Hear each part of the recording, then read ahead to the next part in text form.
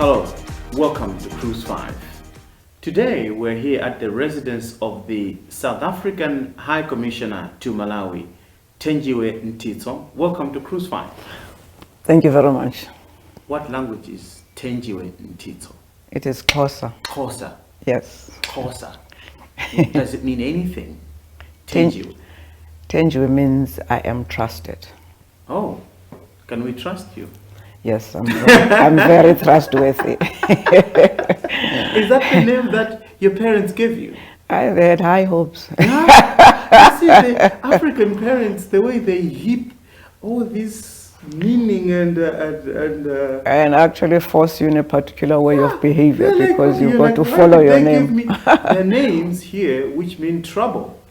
Oh, we have. Yeah. Oh, problems. We have in South Africa too. Yeah. How do you name your child problems or trouble? When they come and you know that they are creating trouble because you don't have anything to feed them with. It's a little toddler, like, you are trouble. Yes, and from all the sides. kid grows up with that name. Yes. Well, we're good. We're glad that your name means something. Yes, positive. yes, they were really positive about me. And thank you so much for opening your doors to us.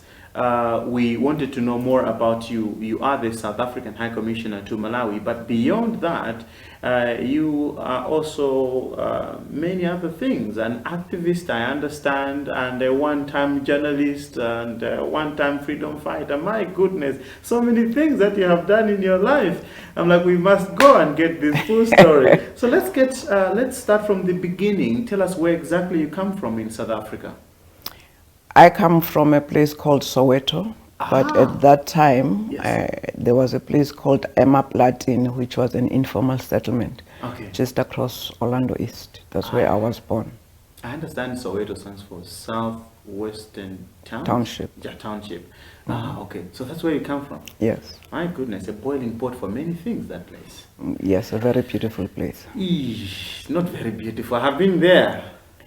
Some parts are beautiful. Some parts are pretty scary. You can't even go down the street. You're like, I don't think I'm coming back at that street. Every country has got those corners. And South Africa, yes, yes. And that's where you grew up. Yes, I grew up. What were your parents doing? My mother was a domestic worker. Okay. My father was a trade unionist. Okay. Worked in a textile industry. All right. And how many were you in your family? We were three. Okay. My brother, who passed away 10 years ago, and my sister, who passed away 20 years ago, about 20 years ago. So only you left out here. Yes. And holding everything. Your parents still around? No. They both passed on. Everybody gave up on me. Oh, but looks like you're bearing all that burden quite gracefully. Yes. My mother used to say that everybody around me dies because my husband died before my mother. So my mother said, you just surrounded by death. What is happening with me? Yes. But you stuck on. I'm sure she must have been proud, like you and me. Yes. We're going to hold this. We have this. So you were the firstborn, or? I was the last born. You were the last born. My brother was the firstborn. Okay. Yes. Tell me about growing up. Which period of time were you growing up? Because I know that South Africa has gone through all kinds of phases. The most notorious being the apartheid time. Is that the time that you grew up in South Africa? Yes, I was actually born in 1949, and the 50s were the time of a lot of activism by the African National Congress, then the PAC and all these organizations. So I'm literally born into politics, not by choice, because at that time, Maplatini that I'm talking about is adjacent to Orlando East and Orlando West, where there was a lot of political activism. So that's the background I have. So that's the time that you were growing up? Yes, I'm growing up in those A lot of conditions. oppression, I understand, that black people suffered in those days.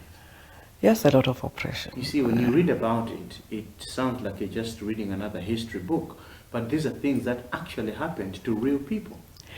Yes, I think that sometimes the issue of apartheid is undermined because now we are free and people tend to think that we should not be harping on the past. And yet if we forgot our past, we would not be able to cherish what we have and make sure that it never happens again in our country. How did you go about your education in those days? Did you go to school at all at that time? Well, I went to school a little bit, and I left school when I was 14 years old, and I went to work in the factories. Quite young to leave school. Yes, because my father had already died, and my mother could not afford to keep me at school. That's a pity, because I think what happens, like in some African countries, in Malawi, some parents who haven't gotten an education don't also see the need to send their kids to school, and I thought that was the situation in your time. No. My mother was not really educated, but she really felt that education was very important. But unfortunately, when my sister died, you know, in our families in South Africa, it's your siblings that help you. So when my sister died, who was paying for my school fees, I had to leave school and then go and work. What kind of work would a 14-year-old who has just dropped out of school get in South Africa in this time? Something called child labor, but at that time we didn't call it child labor. I worked in a factory that was making the ballpoint pens, big ballpoint pens, and our responsibility was to clean the stamp of BIC. You know, when they stamp it, then you needed methylated spirits to clean it so that it's quite clear as BIC. So that's where I work. And the factory was owned by what we called Bas Houtong, who was a Chinese fellow. The name sounds pretty Afrikaans to me. No, Houtong was as in H-O-U-T-O-N-G. Okay, yes. All right, okay. Well, that's our guest today in Cruise 5, the South African High Commissioner to Malawi, Thenjiwe Mtintso. Thenjiwe means someone who can be trusted. So we trust that she's going to tell us all the kind of music that she likes today in Cruise 5. Do you like music? Yes, I like music, and any kind of music. Yes. And so you must have had influences from all kinds of music, I think, growing up. Yes, in South Africa we've got all kinds, including what we call Mpaqanga. Mpaqanga. Soul Brothers are very good at that. Yes, I grew up under Soul Brothers music. My goodness, very energetic performances as well. Very lively music. Very lively. Like Dube also used to do that before he switched to reggae. Yes. Like Dube, yes, that's Mpaqanga. That's a Xhosa. It's Xhosa Zulu. Yeah. But it's mainly South African kind of music. Yes. You don't really find it elsewhere. You literally invented it. No, yes, from different influences and then created this powerful bit. But our first song, I don't think it's going to be Mpaqanga. No, our first musician will be Sibongile Khumalo. Sibongile Khumalo. Yes, she's jazz. Yes. She's a great jazz artist. Yes. Fantastic. Let's see something from Sibongile Khumalo, first song in Cruise 5 today. How did life progress after you dropped out of school and got this job cleaning stamps? Because we see your life transforming to more of an activist and a freedom fighter, but I don't know how things moved to that stage. Do you want the short version or the long version? Give me the long version. I like the long version. Well, after I started working, I was kicked out of the factory by the time I was 15 years old because we went on strike for a longer time for our lunch, and apparently I was leading the strike, so I was kicked out. Was it just a parent or you? Well, I don't know. I mean, it was a collective. How much time were you being given for lunch? We're being given 15 minutes. 15 minutes for lunch? Yes, and we wanted 30 minutes. What can someone eat in 15 minutes? You just have to gobble things down and then you have to go back to work. I think they were actually correct because we didn't have anything to eat, so they assumed that we don't. Okay, you just go take a walk and come back because you're not going to eat anything anyway. We have a bit more time. So we needed more time because we did have things that we carried from our homes to eat. But there was also, for me, it was the beginning of understanding how apartheid worked, because there were older white girls who were working there, but they got more time, and we also were sent to buy them food, which was not our job description, but we had to do that. Yes, our co-workers, but they were white, and they were what at that time was called clerks, which means that they were doing clerical and better work than we were doing, and we also had to act as their messengers. You were only about 15, I guess, at the time. Yes. What was the age range of the people you were working with? I want to understand how you could have probably mobilized these people to protest. The Africans were mainly in the range of 15 to about 19, okay, so because they were doing they were doing the manual jobs, yeah. and the white people were mainly from about 18 to 30. It was a young, yes. Okay. It was easy to mobilize the Africans because whether it was the cleaners or the messengers or the ones that were doing this cleaning of the ballpoint pens, we were suffering under the same conditions, 15 minutes lunch, and also being sent around by the white people. Even older people than ourselves were being sent around to do jobs or messages for the white younger people. So it was easy to then mobilize. And I don't even think at that time we're conscious about that. We're just complaining. Yeah, it wasn't like you're fighting or something. No, it was just like, this is unfair, and we think it needs to be fixed. And all we did was just to take longer lunch without being given permission. So we just thought, well, we need 30 minutes, so we'll take 30 minutes. And were you the only one who was let go after this protest? Oh, no. Many of us, I think about 12 of us in our section, probably about 20. 12 of us were in the ages of 15 to 17. Yes. I think it was easy then because you could easily discard an African girl, were mainly girls, and get another one too. You could always get another one who was looking immediately in the streets, because outside the factory there were always loads of people looking for jobs. So as you go out, somebody comes in, no problem. So they thought you must take it as a privilege that you're working, and that they're even allowing you to go on a 15-minute break to have lunch. Yes. But you never saw it that way. No, we didn't see it that way. So when you left, what path did life take for you?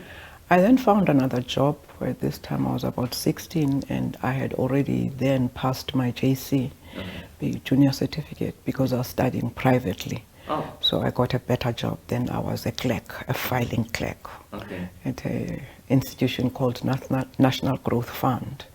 And so life got to be a little bit better. Whereas with Soweto, at that time we were earning 50 rands per week, which would have been probably about $5 these days. And when we go to National Growth Fund, I earned good money, 100 rands per week. That's good money. Yes, we called it, we were now earning 3 figures. Yeah, 3 figures. I mean, even now, you say not many people are getting 3 figures. 3 figures. So whatever the figures were, but it was 3 figures. That's quite an achievement. Yes. Okay. How long did you work at this this organization? I worked at the organization until I passed my metric, which I was corresponding, which was, it took me longer. By 1971, then I finished, and I headed to Forte in 1973. And I didn't last, of course. I only was there for a year, and I was kicked out apparently for political activism. I was in an organization called, it was the time of a Black Consciousness movement, led by mainly Steve Biko, Barney Pityana, and Mampila Rampela, and many others. So I joined the South African Student Organization, and in 1973, a gentleman or a young man called Diro was kicked out of the University of the North. At that time it was called Tefluop, because he wanted his parents to be in front during the graduation ceremony, instead of being either at the back or outside when it was actually them graduating. Yes, the authorities felt that they should bring themselves for the graduation of the blacks. So there was a strike at Teflo, and across the country, Ngoye and Forte, where I was, we went on strike in solidarity with Diro, and that started trouble for us. Why did you always find yourself in this situation? I actually wonder.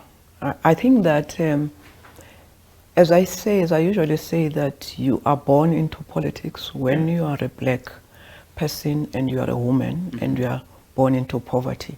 You've got very limited choices, because you can either just submit to what's being done or say, no, this is not going to happen to me, whatever the consequences, and just fight injustice. I've always been a person who really fights against injustice. I just hate injustice of any kind. So it was unjust for Soweto to treat us the way he treated us, And at NGF, we were a little bit free because we were working as blacks and we were quite respected. And then when I get to Forte, I understand this thing of Bantu education and the separate. But what happens in a TEFLOP, this is a person who's graduating, but instead of his parents and relatives being inside, they are outside.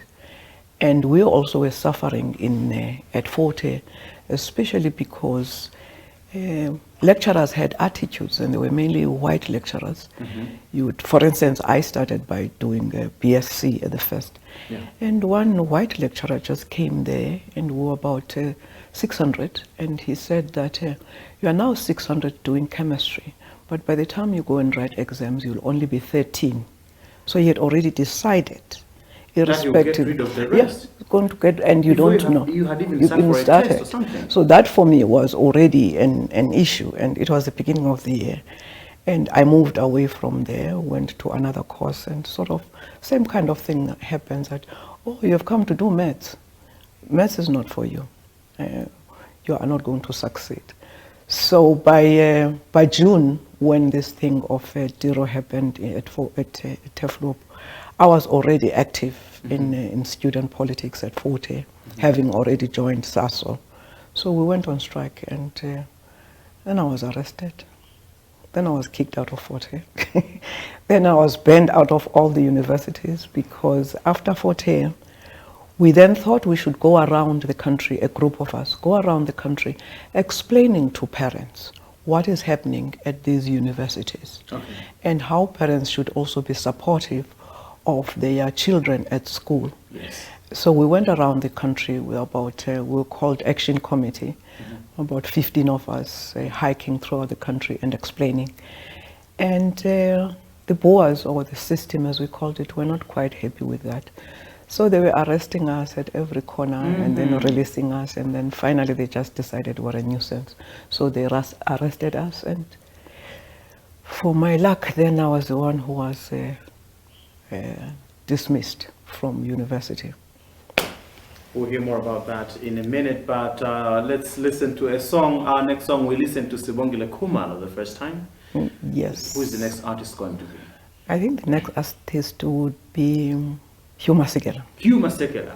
Yes. Bra Hugh. Yes, Bra Hugh. What an activist in his own right. Yes. The music that he sang. The music that he sang, yes. And his activism when we were all in exile. So did you have the pleasure of meeting him? Oh, I did. I was lucky. Oh, really? I was lucky to have met him in such an exile. iconic figure in Africa. Yes, yes. Fantastic. Was, yes. Let's listen to something from Hugh Masekela. They knew your name. They literally said, Thenjiwe Mtintso cannot get into any university in South Africa. Yes, because there were very few universities that were accepting or were black universities. And at that time it was Ngoye, which was in KwaZulu-Natal. Yes. And it was TEFLOP, which was in the Northern Province, and Forte. So if at all they shared information, much as at that time there was no so much interconnectedness, but they must have shared information to say these are the baddies, so don't accept them. If you accept them at university, you are in trouble. So I was kicked out, and I found myself out of university, and my brother, of course, and my mother were not quite pleased, because I was going to be the first one to really get a degree and probably give them a better life. But after that, then I went to work in the Eastern Cape and King Williamstown. At that time, Steve Biko had been banished to King Williamstown. I remember he was in KwaZulu-Natal at UNB. He was doing medicine, but then he got into this politics too, and then he was banished and restricted to King Williamstown. And we sort of gathered around him from different provinces, and we started some projects around King Williamstown, black community projects, Zimele Trust Fund, all these kinds of black. At that time we were really black consciousness groups, and we had a lot of organizations, whether it was the youth, the journalists, it was black something, black theology, black this, black that. We were black and we were proud. Black. Everything, our blackness, we were really conscious of our identity. And our starting point was first, liberate yourself as an individual so that you don't have any inferiority complex, and you accept that you are black, and you accept that this is your country. Actually, it's an African country. So we were around there, and I worked by default again in an organization that was called BCP, but it was attached to South African Council of Churches. And we were at that time, in fact, it was Border Council of Churches, rather, sorry. We were trying to assist political prisoners.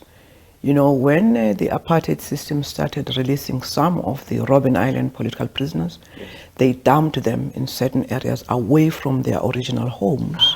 To disorient them. To disorient them. And, yes, exactly. So they dumped them in Dimbaza, which was next to King Williamstown, and in Sada, which was next to Queenstown. So the South African Council of Churches in general, but Border Council of Churches, was giving them some kind of support financially, taking the kids to school. So unintentionally, I got then into the ranks of the former political prisoners, and that was my political school. Because when you sat with them to just give them their supply or whatever, then a political conversation would start, and I began to understand even more than the little I'd had by then. Did you manage to meet Steve Biko personally? Yes, I from 1973 to the time that I got banished to Soweto again, which was 1976. We stayed at the same place. What kind of man was he? Steve Biko was quite an interesting character, very humble, humility, and an intelligent leader who was able to give all of us space. Mind you, he was not much older than ourselves, but I think he was much ahead of his time at that particular time. Yes. Because this black consciousness and really explaining what it means, and also looking at how we as black people can liberate ourselves. I think that was much ahead of our time. But also a fun person. Sometimes people think we didn't have fun when we were young. We had fun. Yes.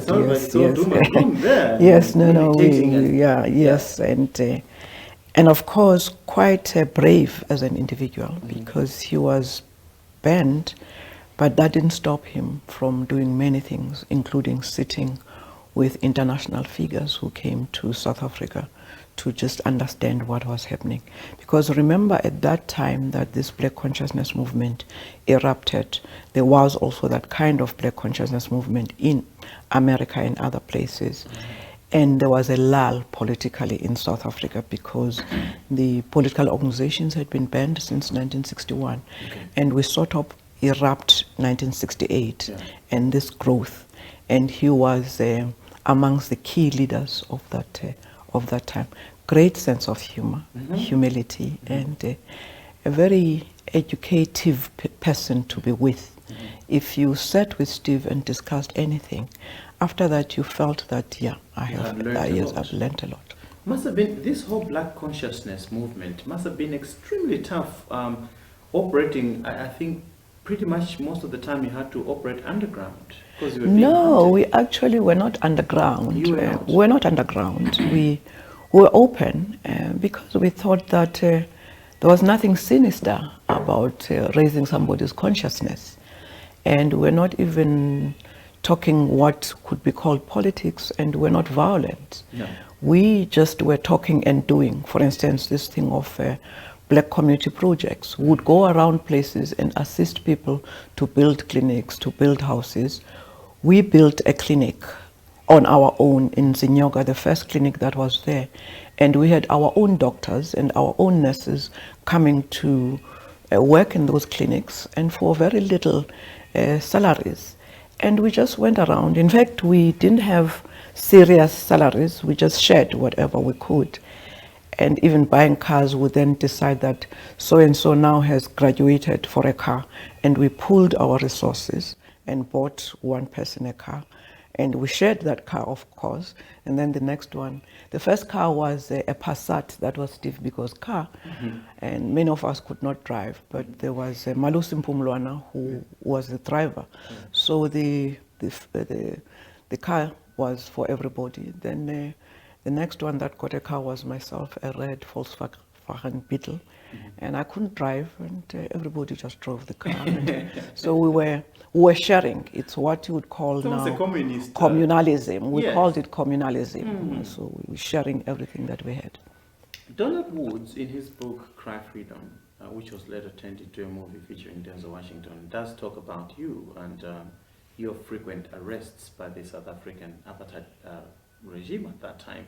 Tell me about your arrests and what it was like. I mean, also being a lady at that time, because I think mostly leading the struggle, you saw a lot of masculine characters. Yeah. And then your name, it comes up from time to time. I think solitary confinement is one of the worst punishments. Sometimes it gets to be so bad that you look forward to being taken out to be tortured, because at least something is happening. You are not just running mad in your cell. But I think, isn't that the idea? Yes. To kind of just break you. So they keep you for a week and it's all quiet, and they just bring the plate and they just... slide. Yes, they just slide it and nothing, and you just give them your water. And so, but you survived. You survived. Many of us survived. It's not only me. Many of us that went through worse situations. This may be an insensitive question. Did you get to a point where you got used to getting arrested? To a point where you said, okay, I mean, all right, so we're arresting you. You're like, I think I've seen this 100 times. And oh yes, it gets you get used to it, to the extent that when there's been something that is happening, you start saying, "Ooh, I wonder which day they're going to be coming." And yeah, so I got arrested, but it gets to be terrible sometimes. One of the most terrible for me, which I usually just talk about, is my son was about 6 months, and I was in King Williamstown, and we were sleeping in some little room, Rondaville, which I was renting in a place called Ginsberg, where Steve Biko stayed, just not far from his home. And 1 a.m., of course, they arrive and I get arrested. And of course, my son is there with me, and there's nobody. It's how old was the son? 6 months.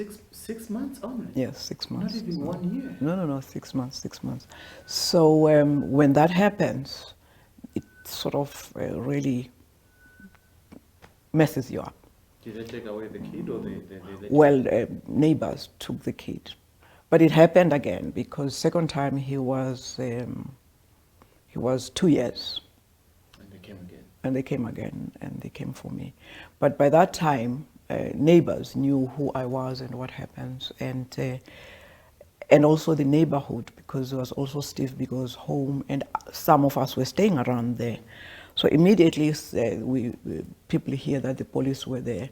People go to other houses and check out what about the child and so on. So and then they come in, and there was a sort of supportive. Yes, and then they come in, and that one was my arrest that then led me to being taken back to Soweto, what they called the restriction orders, where you are restricted into your house between 6 p.m. and 6 a.m. and you are not allowed to be with more than 2 people at a time, and you are not allowed to get out of, my radius was Orlando East, so I couldn't get out of Orlando East, and you're not allowed, of course, to be in political activity. That's the biggest prison I have heard. Oh no, that's a better prison. You find a way of really, it was also fun just breaking the banning order. So you leave your car there and everything there, and in the meantime you are in a meeting, you're gone. And the people that actually get worried are the ones that you are going to be with, because if they get arrested with you, they've got to give evidence against you that you were with them. So people get to be jittery around you, because then you are going to get arrested, but you will be only sentenced if they give evidence against you. They've got to prove. It will put them in a very awkward situation. Yes, yes. That's our guest today in Cruise 5, Thenjiwe Mtintso. She's the South African High Commissioner to Malawi, and we're getting to know more about her time in the struggle for freedom in South Africa under the apartheid regime. But we're also getting to know her taste of music. She likes a lot of Sibongile Khumalo, and we also sampled something from Cuba. Who else are we going to listen to this time? Oh, it would be Aretha Franklin. Aretha Franklin. Was my they're favorite. All black, they're all black artists. Yes. Aretha Franklin that was my darling. Yes, yes. No. Yes. Those are the songs that we played at. Yes. Aretha Franklin. She passed on recently. Yes. Just last week was being buried. It was a big funeral in America. Yes. Great artist Aretha Franklin in Cruise 5. This is Cruise 5. Today we are at the residence of the South African High Commissioner to Malawi, Thenjiwe Mtintso, and she's telling us about her life and her experiences. And we do understand that at some point you went into exile.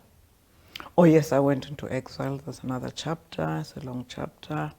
After being arrested and banished, and things were getting very hot inside the country, yes. And after Steve was killed, which is 1977, a few of us went into exile. Sometimes people say we're fleeing the country. Our own view was that we're not fleeing the country. We're now going out to take arms. We're done with peaceful activities. Clinics and all that. Remember, there were these black consciousness organizations between 1968 and they were all banned in 1977. Mm-hmm. All of them.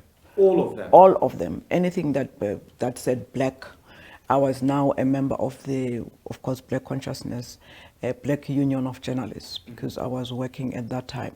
Before I got banned, of course, I'd been working with Daily Dispatch in the Eastern Cape, and we formed the Black Union of Journalists. So it began to be quite bad for the struggle, and there was a lot of discussion underground whether we should continue operating underground or we should go into exile and join the military wings of the organizations or form our own. I went out in Lesotho, and the idea was that we're going to form our own. But in a few months, we realized that there was no point in forming our own. There was already these organizations, and it was difficult to get military training. Okay. So I joined the ANC, and it's a military wing, uMkhonto Sizwe. uMkhonto Sizwe. Yes, that was 1977. Which means Spear of the Nation. Spear of the Nation, yes. MK. Sizwe. Yes, called you MK. You joined that? Yes, I joined MK. My goodness, that was quite valiant at that time. I mean, this was pretty much a paramilitary wing of the African National Congress? Yeah, we didn't even view it as a para. We thought we viewed it as a military. It is called the military wing, the Spear of the Nation, the military wing of the ANC. So I joined in 1978 and went for my military training in various countries, and then came back to Lesotho, Botswana, to command, and also to Uganda. You actually underwent military training? Oh, yes. I can stand my own. I got several because we did 6 months of basic military training. Wow. And then we went to other countries for what we called further training. Mm-hmm. So I went for further training, and I think twice, in Cuba and in the German Democratic Republic then.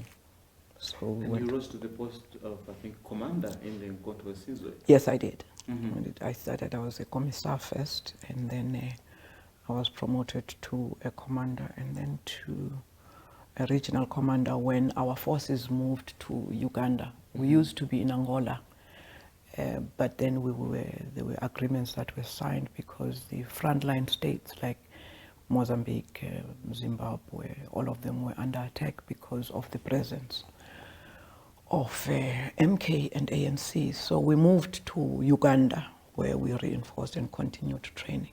So I was a regional, I was a chief representative, which is an ambassador of the ANC, but I was a regional commander, which means in that the command, I was under, all the camps that were there were under me. As uMkhonto, Sizwe, what exactly were you doing, operating outside the country, but trying to push for change in South Africa? Our struggle in South Africa was multifaceted. We say that there were 4 pillars. Okay. The first important pillar was the masses, what the masses do, mobilize the masses to act. The second pillar was the underground, the ANC operating underground and so on. The third pillar was the armed struggle, military. And the fourth one was, excuse me, the fourth one was international.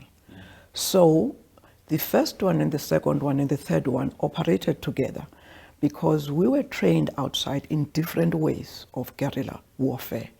And my role and our role in what we call the forward areas was to infiltrate guerrillas into the country, to undertake different kinds of operations, but also to receive and other people from inside the country to train them, whether it was in Botswana or in Lesotho or Swaziland or Mozambique or Zimbabwe, to train them. So you would have somebody who is in the open UDF, which was United Democratic Front, who would then come for 2 weeks, leave the country clandestinely, 2 weeks, and we receive them and we train that person, and the person goes back into the country and continues to act in the UDF, but also now is having other tasks underground, working with guerrillas, but also doing some kind of military activities, especially planting landmines in the institutions of apartheid and hitting there and hitting there. And in some instances, you had guerrillas that confronted the Boers, because we had attacks. One of the biggest attack was on Sasol, which is here. So they got there, and this was a combination of those that came from outside and those that were trained inside, and then they got there and they attacked that. You talked about patriarchy and the white South Africans failing to accept that a black woman can rise up to them and challenge them. But there's something that is rarely talked about, and that is how black men treated black women, even in the course of the struggle. Even you, while in exile, trying to change things for your country. Did you face any resistance or any strange attitudes from the black men that you were fighting with at that time? Of course, the ANC in exile and MK was a microcosm of South Africa. And there was patriarchy in South Africa. And amongst blacks, it was also tinged with the so-called culture and everything. What does a woman do in our culture? How does a woman behave in our culture? So you had this foreign patriarchy of the colonialist intersecting with our own indigenous patriarchy. So patriarchy, what I would call black patriarchy, could be worse than white patriarchy because we had all these dynamics. And then you actually find subtle ways in the ANC, at least I found, that when we got to Lesotho, we were being encouraged as women to go to school, and it was more like, we're protecting you, you are women. But that was patronizing, because who says that because we're women, we should not go into armed struggle? But it was, I don't even think that it was being done consciously, but the male commanders, including Chris Hani, who was a commander then, felt that we're a rare species anyway that needed to be protected. Very few women are coming out, you can't go out. So you do that. And then you get into the camps and you are few, 1,000 men and probably about 20 women. So all these 1,000 and some odd men to start with is a camp, is a forest. So they think that they've got to have a relationship with the 20 of you. So you are going to have more than 50 coming to you on a particular day telling you that they love you. So that is the first part. But the second part is just the subtle undermining that we don't think that they're going to survive.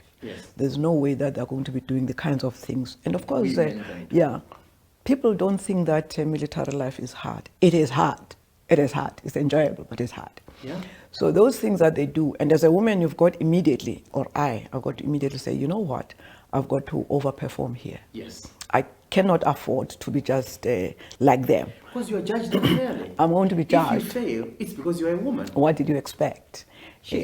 I had one comrade who, when he joined, the first thing that he asked was, there were certain practices that, tactics. He says, did Normalizo do this? They say she did. She's got arthritis. Did she do this? He says, well, if even Normalizo did it. So he had to overperform because he was competing with me. I cannot be outdone by Normalizo. And so we had to outdo the men, and we outdid them. But of course, men were also looking forward to having sexual relationships with us. Yes. And some of them thought that because you were in the camps and you were there for a year, probably your body would need something too. So they don't know the day when you are going to say yes. Yeah. So sexual harassment was, in a way, there was sexual harassment, but not in the outright way. But a man would say that, you say, you have been coming to me 8 times a day because we get on queue 8 times a day, and the same man is behind you or in front of you 8 times a day. Yes. And 8 times a day, this person says, I love you, Normalizo, and you say, I don't love you. That is sexual harassment, but they don't see it as sexual harassment. They think that just, and when you ask, says that, how do I know the day you'll really be feeling that you really want to do something, and I'm not there, so I've always got to tell you. And all of them is about 50 men, all of them telling you every day, every hour that they love you. So that was sexual harassment. Drive you nuts. It drives you nuts, but it begins to be a game. You grow a thick skin, I guess. You grow a thick skin. And of course, we also use the system. For instance, there were things that were rare in the camps, like toiletry, something that you don't get. As women, you get it sometimes when the Nordic countries send. And the men that were working in the kitchen, and they were cooking, and they could cook nice things, so you begin to flirt with them so that they can give you the goodies. So it also worked. It also worked in our favor. Of course, there were also circumstances where there were those that threatened to rape. Yeah, I've heard those cases. Yes. And I know that at that time, it was probably unfathomable that you could even say it out loud. But this used to happen, I understand. Yeah. But there were rare occasions because fortunately in the camps, you're all armed. Yes. And you all know how to use the weapon. Yeah. So when, for instance, somebody came to me and said, and really tried to rape me, and then said, you know that I'm the best shot. And he had a disadvantage because I was now in the command, so I was carrying a pistol. And he was carrying an AK. It's very difficult to manipulate an AK when you are face to face. Yeah. So I said, I'm just going to shoot you. You actually said that? Oh, I was going to shoot him. And that's the truth. I don't want to pretend. So I just said, you know, comrade, that I'm the best shot. So if you continue to try, because I was on guard duty, and I was not on guard duty, I was supervising them, and he was on guard duty. And suddenly he grabbed me and said, what is this? He says, yeah, I've been telling you I love you. And you don't know, now tonight is the night. So I said, well, don't even think about it. You are now holding me, and your AK is at your back. Yeah. And my pistol is here. So I just took it out and said, I'm going to shoot you. And nobody will even know who shot you if I decide not to tell. So back off. And he backed off? He backed off. So that was the advantage. We're all armed. Yeah. So unless you could still protect yourself. And that's, again, patriarchy. This thing of weapon, how strong a weapon is. Even if you are a woman, a weapon, whether it's held by a woman or a man, it shoots and it kills. So simple. Rule of nature, oh, yes, some point. That's our guest today in Cruise 5, the South African High Commissioner to Malawi, Thenjiwe Mtintso. And more music now. And after this, I would like us to get into how finally freedom came to South Africa and your return after having stayed for quite a long time in exile. But our fourth song. I began to know Eric Paliani's music when he was quite active in South Africa. And I've grown to like him. Yes. So he's one of those people that I he's like. A great jazz artist. Yes. I missed him this past weekend. Apparently, Yeah, was playing. They had a jazz festival. Yes, I missed him too. Missed yes, they should organize another one. That's a message to you, Eric. Organize another jazz festival, just something to get us by. We really miss you. And here's a song from Eric Paliani.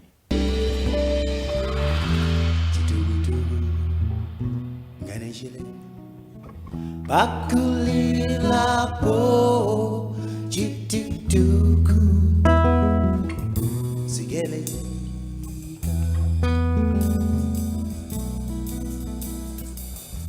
jidugudu ganishile bakulila po jitutuku sigele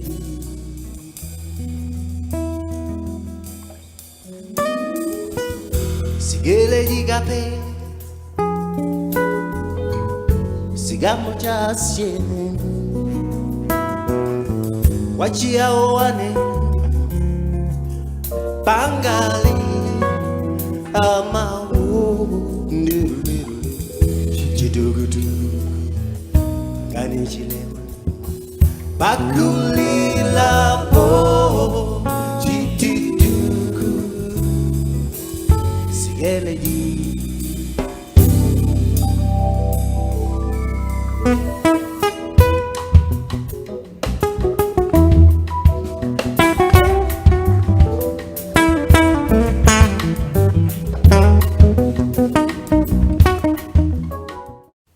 How long did you stay in exile? From 1977 to 1993. That's quite a lifetime. That's a long time. It is. Did you talked about a child at some point? Oh yes, I took my son. Did things happen along the way? Did you manage to get married and had children, or what was life like? Or you were just busy with No, this child? I was busy. My son, I left with my son when he was, I think, 4 years. Okay. And I couldn't stay with him. And he had to stay with his father in Swaziland, and then he could not last there. Then he went back to stay with my mother. So he was around Africa. So he never really raised him? No. His name is Lumumba. And he has grown out on his own to be quite a good young man. Yeah. I think one of the advantages with the ANC, with being in exile, every one of us was a parent, just like in the African community. So Lumumba has got many mothers and many fathers. So wherever he was, when there were families that were legal, they would then take him. For instance, Dr. Nkosazana Dlamini Zuma was a practitioner, a medical practitioner in Swaziland. And my son was there with his father. And they were together. So Nkosazana Dlamini Zuma literally adopted him. And when he was in another place, somebody else adopted him. We met for real in 1993. Because after being gone all this while? Yes, in exile years, we never spent a year together. Yeah, we did the first year, the first 2 years, yeah. Oh. So I had a son, and I was not married to his father. His father went into exile and married somebody else, and I also married somebody else. And my late husband, Hoji, Skenjana Hoji, was not with me. We were together in Lesotho for some time, but he had to be deployed elsewhere, and I was deployed elsewhere, and he was moving around, and I was moving around. Once in 3 years, we would sometimes bump across each other in different places. The movement kept us in communication, would be informed where. And we came back in 1993 into the country, and 1992 actually, he came back in 1992. And unfortunately, he died in 1993. Wow. I usually laugh about it and said, oh, the men couldn't deal with me. So he just said, I'm out of here, I'm checking out. I'm going, this woman is just too much. But anyway. But I'm looking at it from another perspective. All these things that you had to go through, did they really prepare you to sit around a house and marry a man and have the regular, married life that people have? Do you think it kind of affected you in any way on how you'd settle down with one man and marry and stay? I think yes, marry and stay, but it depended as to whether we go back to the kind of roles that patriarchy expects of women. Yeah. That you've got to be a housewife, bring Yes. up children, cook. I can't cook I can cook, but I refuse to cook. And my late also knew that I just refuse to cook. I don't cook. If he wants to eat, I cook when I want some favors. So even in my family, but. What happened, a phenomenon actually happened in South Africa in that when we came back, initially, even the men of the ANC expected us to go back to our natural roles, because when we were in exile doing these things, people felt that these were extraordinary times. It was just a phase. Yeah, it was a phase. Now we're back Strategy. home, please go back to your roles. And they were shocked when we were saying, what roles? We are freedom fighters, we are all equal. Some of the families actually broke down. They could not last now as those kinds of couples, because then the men would think that the woman. But others did survive. But within the ANC, we had to continuously, and we still continue to do that, to fight for our rights. When we went into negotiations, we were left out. And we said, oh, Comrade Mandela, no, wait. Why are we not there at the negotiating table? We were there when we were fighting. Why are we not there? So we fought our way in. And when we went into parliament, there were very few women. By that time, there was a quota. But when he appointed his first cabinet, there were few women. And we went to him and said, what's happening? Remember, we're equal. So women were brought in. And gradually, we won. In 1991, we had lost the debate on quotas. And we won it in 1994 to say at least 30%, whether in parliament, whether in cabinet, wherever ANC appoints, at least 30% must be women. And we managed that. And then 1997, we said at least 50%. So we're now at least 50%. And this is why you then find that still we have not been able to maintain the at least 50%, but we are around 47, 48% in cabinet. So it's working.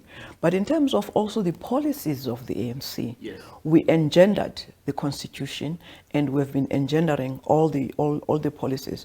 What is still lagging behind is the implementation of the gender policies. Yes. That still lags behind. And of course, we must be the first ones to admit as women, there's been a backlash, violence against women. Men who are not used to this equality are angry. But also men who are feeling now that they are losing jobs because these jobs are also being taken by women and all that, they are angry. Men who can't deal with life as it is in South Africa because they've always been are angry. So they don't know how to deal. So psychologically and emotionally, men are at a loss as to what they should do. And patriarchy articulates those things in violent ways. And this is why probably you find a lot of violence against women. But women are up now. We're saying no more this violence, and that's why you see us occupying the streets and still continuing to fight for our rights. You touched about CODESA, the Convention for a Democratic South Africa. Yes. You had to sit around the table and negotiate with people who actually tortured you. Yes. Must have been tough. For me, it was the toughest, Yes. especially because then we as former MK had really not wanted the negotiations, and we were convinced politically by the leadership. And when we then had to sit, I had to sit with one of my West torturers who had said to me that surely I'm going to die before I even ever see that freedom.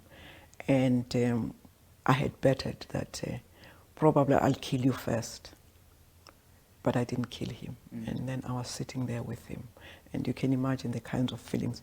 And we didn't get psychological support when we came back, Yes. both as ANC and as former detainees and prisoners. There wasn't a lot of that, even after I was with the TRC. So when you suddenly sit in the same room, Yes. across the person who has tortured you, The first few days are terrible. For me, they were very terrible. I just couldn't. I had shivers, I had sweats, I had palpitations, I had all these things. Each time I had to go into that room and each time I had to talk until I had to do psychotherapy for myself and say, I'm not going to let him win, because if now I continue being agitated and the man is just relaxed, I shouldn't let him win. In fact, if anything, I should torture him quietly on the side, but quietly, and say, remember what you did.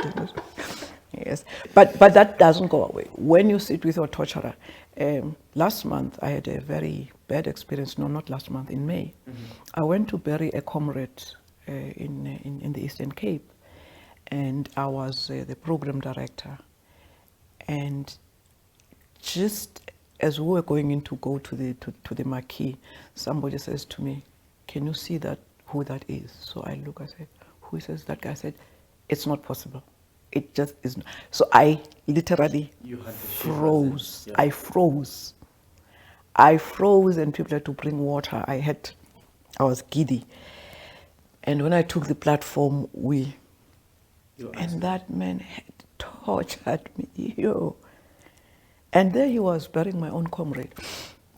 But these are the things the shivers that you get, and the palpitations, the headaches, the migraine, and the sleeplessness. But it's something that is just momentarily.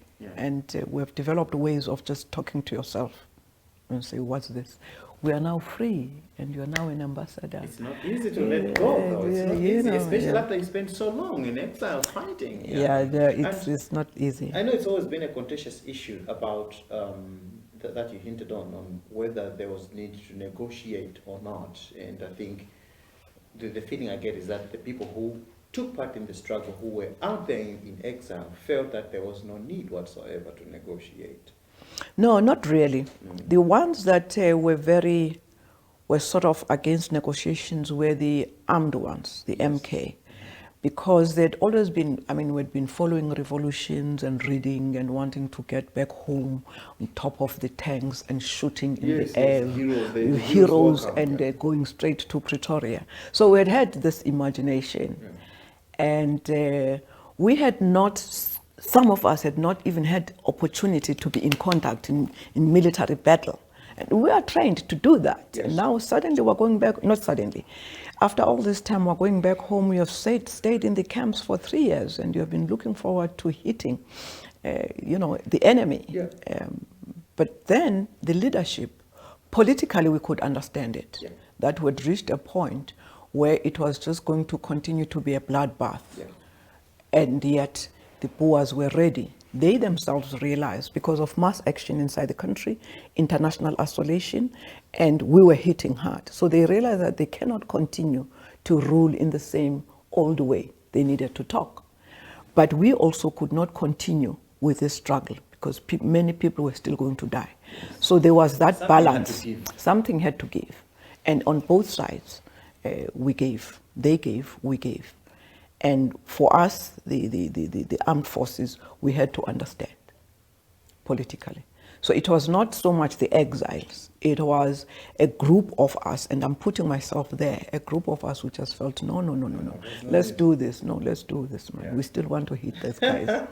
So coming back wasn't as with much pomp and ceremony as it could have, I guess. Yes, regrettably. In fact, we still talk about this as MK, that when did you come back? Because, you've done all these things and you have been in exile, and you are waiting for this heroines welcome at the airport, and you just come quietly. Just will creep in, and some of us can't even find their homes. People have been displaced. It's traumatic.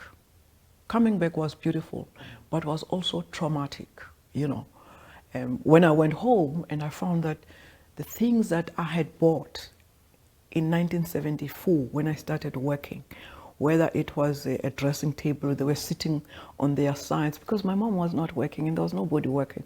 Others were balanced in bricks, the chairs, they sunk. The curtains were tied in in pegs, you know, and you look around, you say, yo, and my mom is so old. Yeah, she's changed. And she's changed, and the locality and everything. And you had been to different parts of the country, and I didn't have a bed. I didn't have anywhere to sleep, so I had to create a zinc shack at the back of my mother's place, and I had to beg people for a bed. You know, it's really... Yeah, it's quite an anticlimax, I think. Yes, and of course, in exile, we depended on the ANC for everything. We're given food, we're given clothes. Suddenly, I don't have money. I don't have money. I've got to go and do groceries, and my son I must pay school fees for my son, and.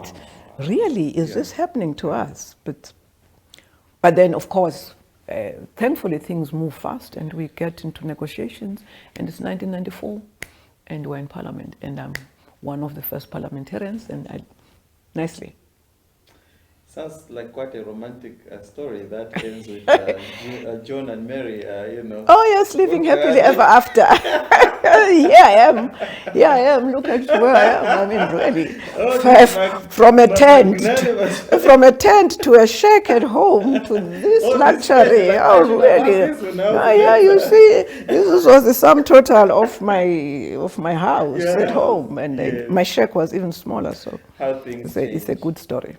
Your country was dipped in a huge debate recently when Winnie Mandela passed. Yeah. And I felt like most people were trapped in a feeling of self-guilt that they never really recognized her role adequately in the struggle. Mm-hmm. To the extent that some people are saying, oh my goodness, I think we glorified the wrong Mandela. Mm-hmm. Nelson Mandela did his part. But Winnie Mandela also did her part. But the narrative out there is mostly about Nelson Mandela, and people felt that Winnie Mandela was never adequately recognized. I don't know how you felt, what your emotions you were going through at that time. I think I felt that Mandela got his recognition and worked very hard and struggled very hard, harder than most of us. But Winnie, in her own right, worked very hard and struggled very hard and suffered even more than some of the people, because she was getting harassed, she was getting arrested several times.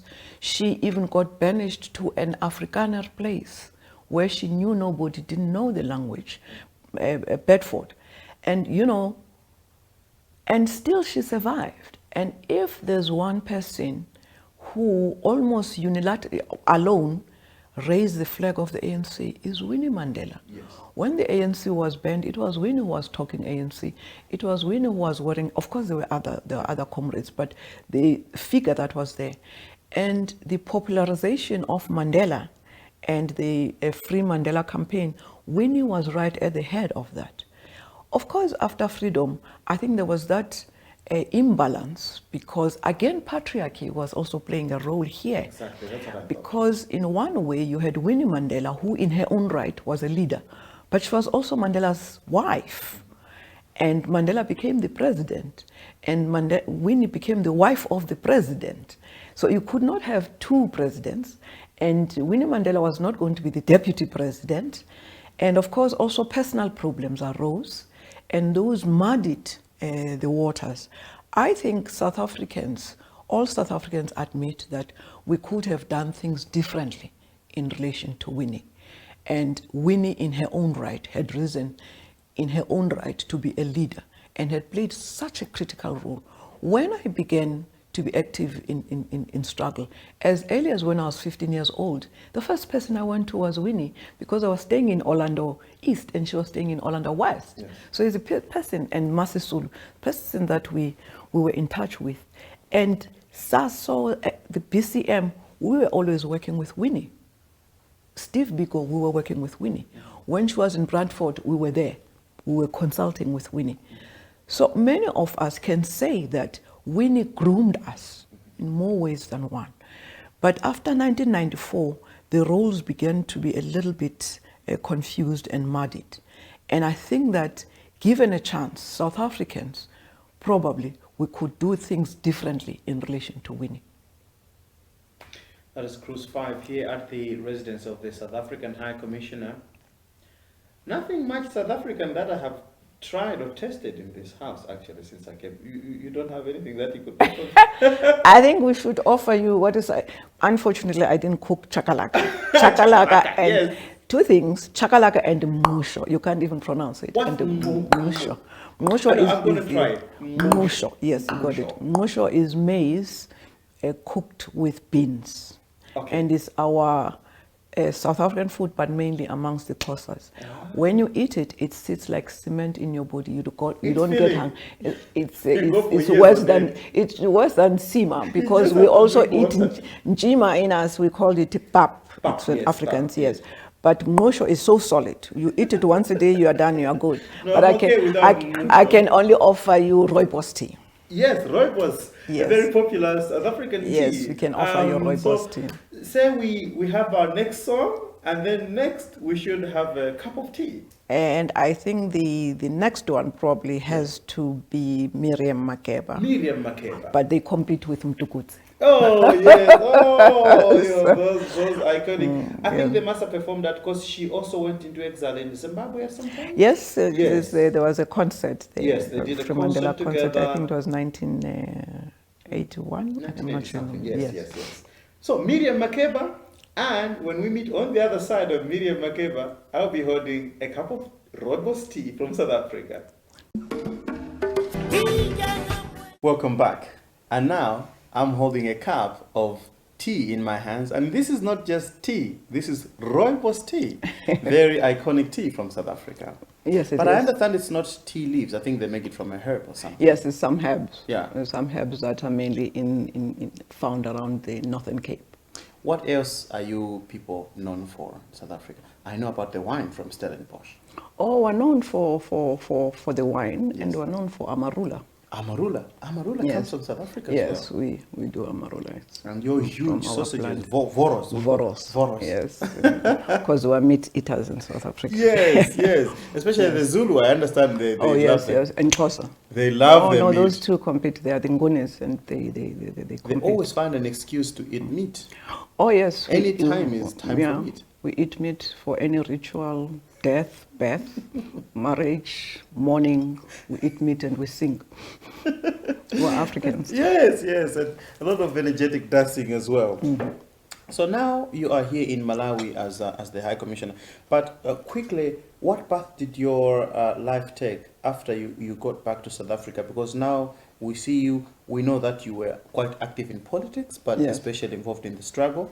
But now the political landscape had changed, and then you had to join the ANC now and served as its, I think, Secretary General at some point? Yes, no, not Secretary.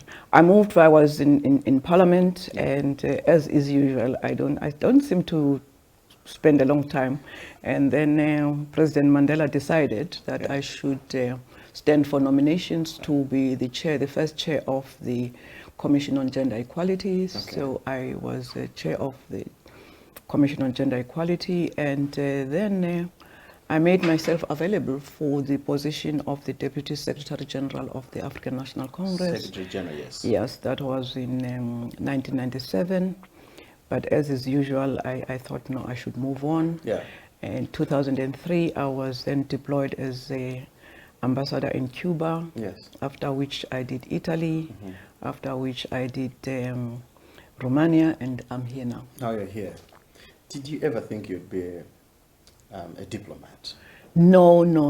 If you ask me when I was young, what I want to be in my old life, if you ask me now when I grow up what I want to be, the first thing would not be.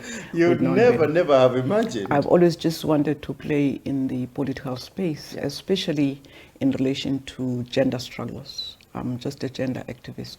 Other people call me a feminist, but I call myself a gender activist. You are quite a feminist, I think. It depends what feminism is. You are quite a feminist. It depends what feminism is. And being a diplomat, don't you find it infuriating, considering that you are more used to frontline, battle and fighting for the struggle? And then as a diplomat, you're kind of muted in a way, I think. Yes, I think that diplomacy, sometimes people make a lot out of it. Mm-hmm.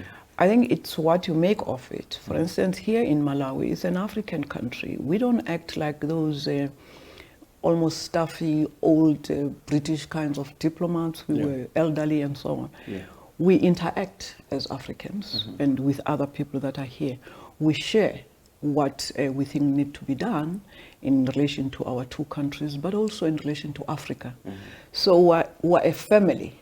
And never mind that I'm a South African, I'm an African. Yes. So when I interact with Malawians, whether in government or elsewhere, is about how do we build our Africa? Yeah. And what contribution can we, South Africa and Malawi, contribute towards this better Africa? And currently is towards our Agenda 2063. Last year we combined with the ministry and we're celebrating the Youth Day of South Africa. But the way we did it was we had a conference because it was the year when the AU was focusing on the youth, you know, and how can we, because we've got a youth bulge, it's across Africa.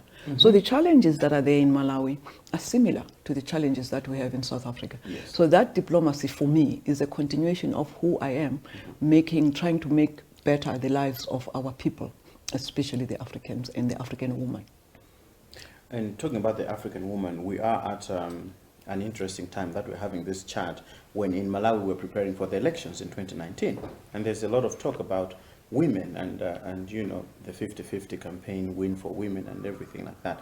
But I don't know what you would say to that woman out there who's trying to make it in politics. Obviously, you would tell them that they shouldn't expect it to be an easy ride because patriarchy still rules in most African countries. And I don't think it's ever been easy for women to make it anywhere, even in politics.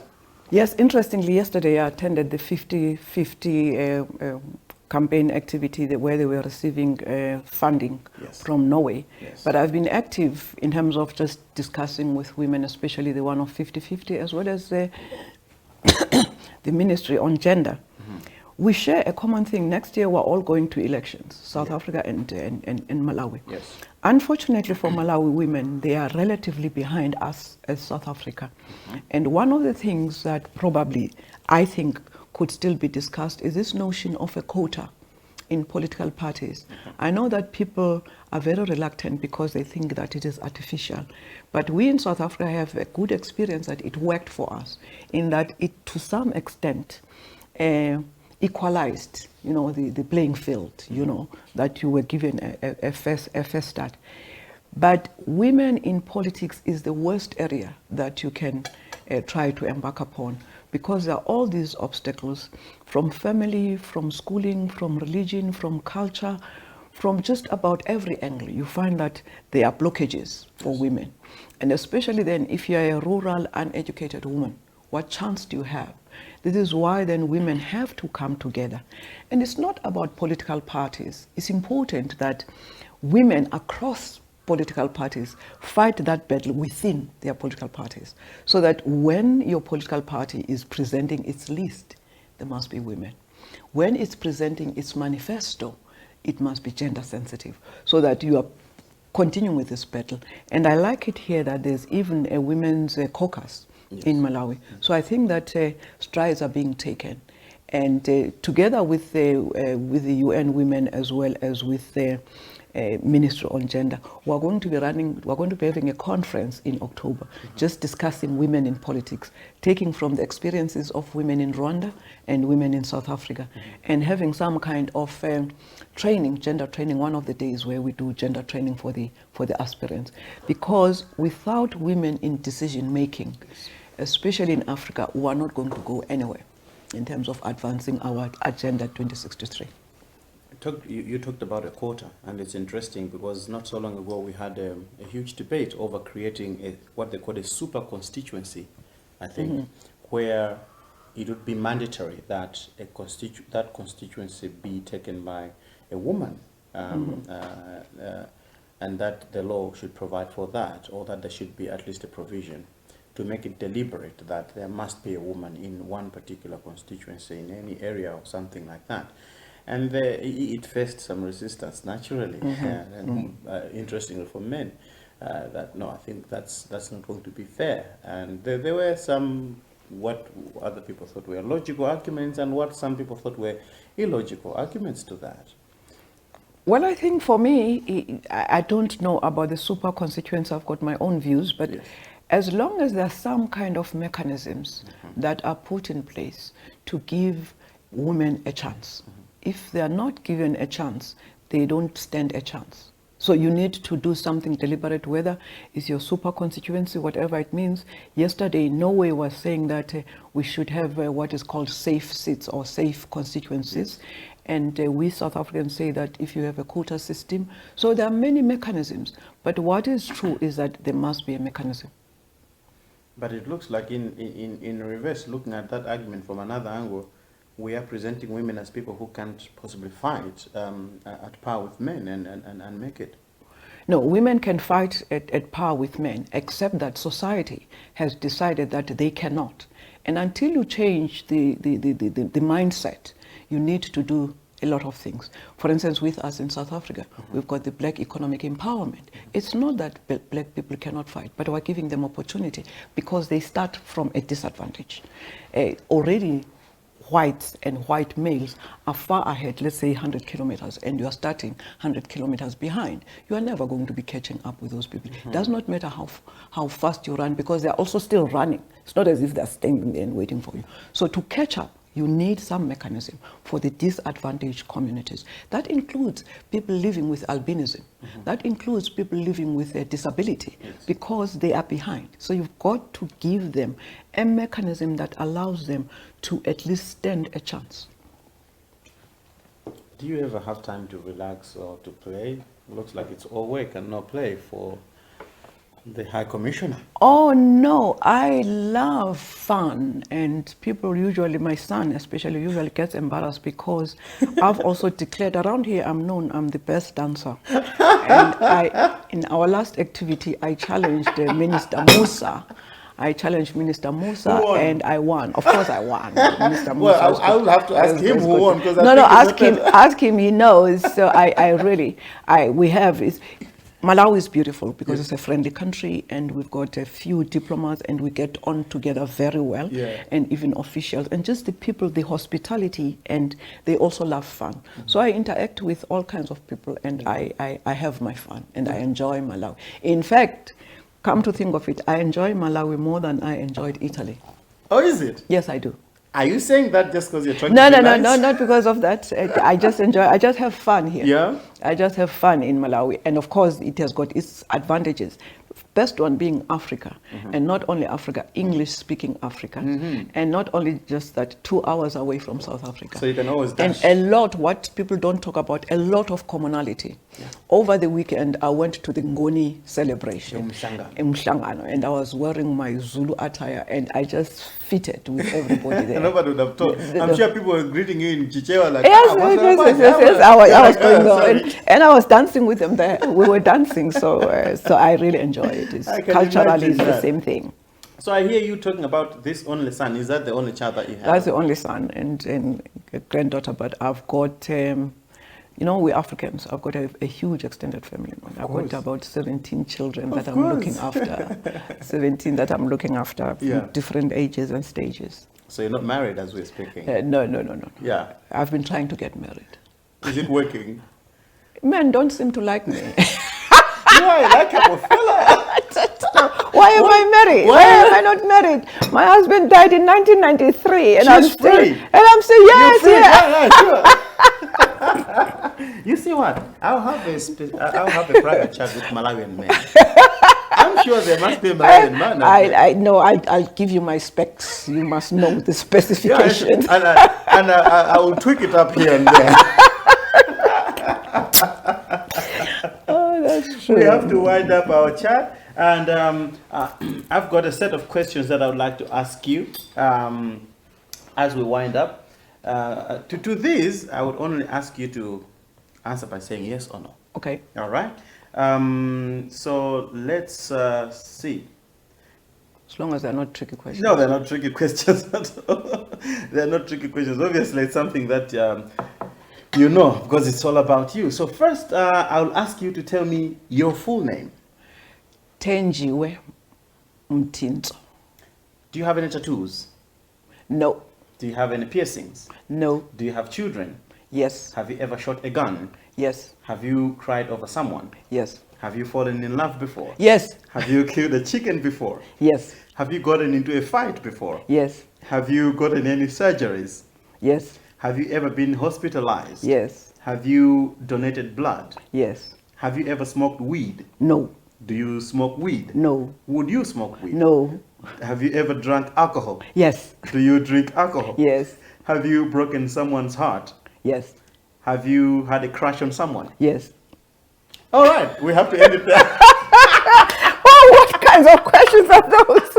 I'm more interested in the last one because I think I have to follow up and then maybe we can work on that marriage situation. But of course, what you didn't ask me is how old I am. How old? I'm 69 years old. Can you imagine getting in love at 69?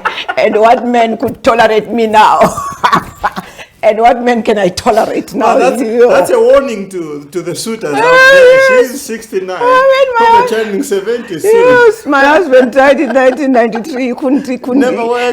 He really couldn't, so he said, I'm checking out of here. This woman is too much. Now, how many years later? And I think 19... I've got my ways. It gets to a point where you just accept, like, I think this is it for me. I think also in African women, we just, if you look at statistics, yes, there are more single mothers in Africa than elsewhere. Yes, it is. Yeah, even here in Malawi.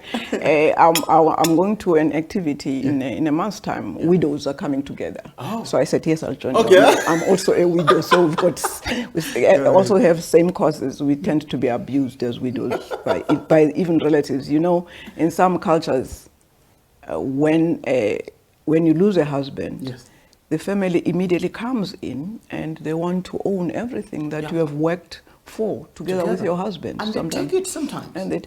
But I have a story because my aunt, I grew up for some time with my aunt in the rural areas, yes, and I think I was about 7 at that time. And my uncle died. And I did not know what was happening. Our house in the village, our little rondavels, mm-hmm, were burnt down one night. And I couldn't understand, and my aunt was said to be a witch. Now I didn't know, I come from Johannesburg, didn't know what a witch was, but I was angry with my aunt for being a witch. Yeah. That makes us. So my aunt put me down and told me about a Xhosa culture at that practice, where if at all a woman loses a husband and they're still brothers to that husband, it's said in Xhosa, they ngena you. Yes. So it means they enter you, literally. So they wanted to ngena her, and she said, no ways, I'm not going to be ngenad. Yeah. So they burnt the house down, and we had to go and live with our grandmother. And I began to understand, that's one of the things that taught me about patriarchy, mm-hmm, that when you are a woman, you really suffer many ways and one. There she was married to this man, and the man dies, and somebody that we don't even, in fact, it was one of the useless uncles, wants them to marry. Not once, just decides, you are my wife. Yeah, you are mine now, because my brother So my aunt was going to, we women are seen as possessions, we are possessions. So who can be handed down, we handed from down, one man to the next. And if at all you've got a house, that house can just be taken because you're not allowed to, you're not supposed to have property. So women. So I'm now together with the Malawi. See, now I say you're a feminist. And that's how we wind up our program Cruise 5 today, where we've been talking to the South African High Commissioner to Malawi, and she is Thenjiwe Mtintso. So it's been a pleasure talking to you, and I wish you all the best. Thank you very much. Thank you.